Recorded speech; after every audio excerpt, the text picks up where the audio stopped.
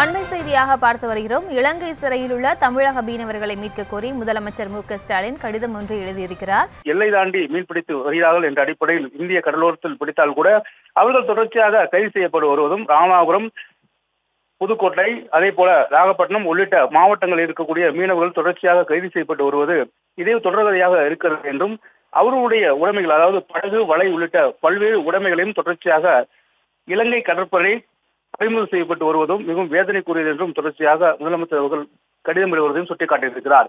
எனவே அவர்களுடைய வாழ்வாதாரத்தை காக்கும் வகையிலும், அவர்கள் வாழ்வாதாரத்தை உறுதி செய்யப்படுத்தும் வகையிலும் உடனடியாக மீனவர்களை, கைது செய்யப்பட்ட மீனவர்களை விடுவிக்க மத்திய அரசு உடனடியாக ஆவணம் செய்ய வேண்டும் என்றும், அதே போல அவர்களுடைய உடைமைகளை உடனடியாக மத்திய அரசு மீட்டு மீனவர்களுக்கு தர வேண்டும் என்றும் தற்போது முதலமைச்சர் அவர்கள் வெளியுறவு அமைச்சர் ஜெய்சங்கர் அவர்களுக்கு கடிதம் எழுதியிருக்கிறார்.